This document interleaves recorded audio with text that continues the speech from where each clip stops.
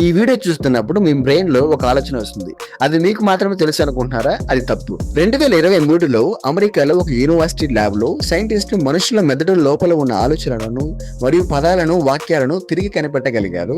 కానీ ఆ మనుషులు ఏమాత్రం మాట్లాడకుండానే ఇది చేశారు.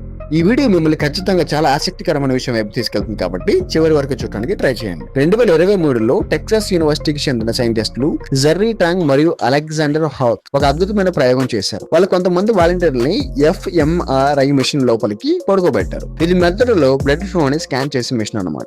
ఆ పడుకోబెట్టిన వ్యక్తులకి గంటల తరబడి పాడ్కాస్ట్లు మరియు స్టోరీలు వినిపించారు. ఈ డేటాతో ఒక AI మోడల్ ని కూడా ట్రైన్ చేశారు. ఒక్కో వ్యక్తి మెదడు యాక్టివిటీ ఏ మాటలకి ఎలా రియాక్ట్ అవుతుందో నేర్చుకునేలాగా చేశారనమాట.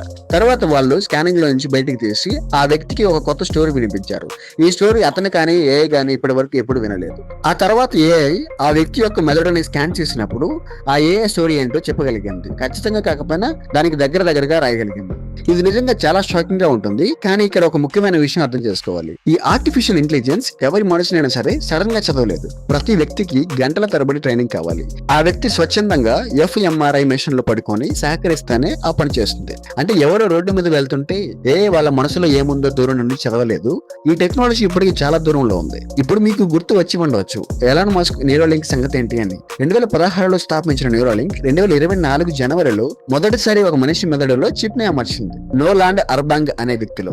ఆయనకి స్పైనల్ కార్డ్ ఇంజరీ వల్ల శరీరం కదల్చలేని పరిస్థితిలో ఉంది. ఈ న్యూరోలింక్ చిప్ మెదడులో ఉన్న మోటార్ కార్టెక్స్ అంటే మెదడులో కదలికలను కంట్రోల్ చేసే భాగం నుండి సిగ్నల్స్ ని పట్టుకుంటుంది. దీనివల్ల ఆ వ్యక్తి కేవలం ఆలోచించడం ద్వారా కంప్యూటర్ కర్సర్ ని కదిలించగలుగుతున్నాడు, గేమ్స్ ఆడగలుగుతున్నాడు. ఇది నిజంగా అద్భుతం. కానీ ఇది ఒక మైండ్ రీడింగ్ అయితే కాదు.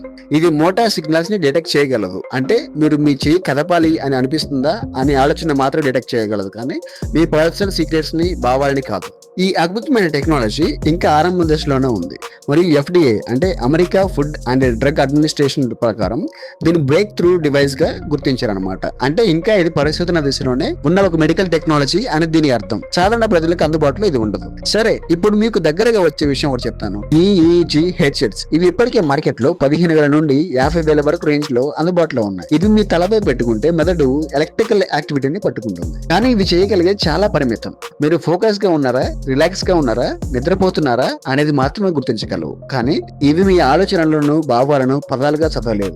అది ఇక్కడ మీరు ఒక విషయం గమనించాలి. AI మీ మనసును నేరుగా చదవకపోయినా సరే మీ బిహేవియర్ ని చదవడం ద్వారా మీ మనసును ఊహించగలదు. మీరు ఏం స్క్రోల్ చేస్తారు, ఎంతసేపు ఆగుతారు, ఏం లైక్ చేస్తారు, ఈ డేటా అంతా కలిపి సోషల్ మీడియా అల్గారిథం ని మీ మూడ్ ని సెట్ చేస్తుంది. మీ ఆసక్తులను కొన్నిసార్లు మీరే గుర్తించిన విషయాలని కూడా ఊహించగలుగుతున్నాయి. ఇది మైండ్ రీడింగ్ కాకపోయినా సరే దాదాపు అంతే శక్తివంతమైనది. ఎందుకంటే ప్రతిరోజు మీకు తెలియకుండానే జరుగుతుంది కాబట్టి. ఇక్కడ నిజమేంటంటే ఆర్టిఫిషియల్ ఇంటెలిజెన్స్ ఇప్పుడు మీ లిటరల్ ఆలోచన దూరం నుండి చదవలేదు. అది ఓన్లీ కేవలం సినిమాలకు మాత్రమే పరిమితం. మనం దీని నుంచి 2 విషయాలు గమనించవచ్చు. మొదటిది, మెడికల్ రీసెర్చ్ లో స్వచ్ఛందంగా పాల్గొన్న వ్యక్తుల మెదడు నుండి గంటల ట్రైనింగ్ తో భాషను తిరిగి కనిపెట్టడం సాధ్యమవుతుంది. ఇది పక్షపాతం మరియు మాట్లాడలేని వ్యక్తులకు భవిష్యత్తులో ఒక గొప్ప సహాయంగా కాబోతుంది. ఇక రెండవది, మీ డైలీ యాప్స్, మీ బిహేవియర్ డేటా ద్వారా మీ మనసుని కూడా ఇవి ఊహించగలుగుతున్నాయి. ఇది నిజానికి ప్రైవసీ కన్సర్న్ కూడా. కాబట్టి తర్వాత సారి మీ ఫోన్ మీకు ఖచ్చితంగా నచ్చే వీడియోని చూపిస్తే గుర్తుంచుకోండి, అది మీ మనసుని చదవటం కాదు, మీ ప్రవర్తనని అధ్యయనం చేస్తుంది అన్నమాట. ఈ టెక్నాలజీ ఒకవైపు ఆశ కల్పిస్తుంది, మాట్లాడలేని వాళ్ళకి గొంతు ఇవ్వగలదు. మరోవైపు ప్రశ్నలు లేవనెత్తుతుంది, మన ప్రైవసీ సంగతి ఏంటి అని. మరి ఈ టెక్నాలజీ పై మీ అభిప్రాయం ఏంటి? ఇది మనకు మంచిగా లేదా చెడుగా కామెంట్ లో తెలియజేయండి. మరిన్ని ఇలాంటి వీడియోస్ కోసం మన ఛానల్ సబ్స్క్రైబ్ చేయండి. మీ ఫ్యామిలీ అండ్ ఫ్రెండ్స్ తో ఈ వీడియోని షేర్ చేయండి.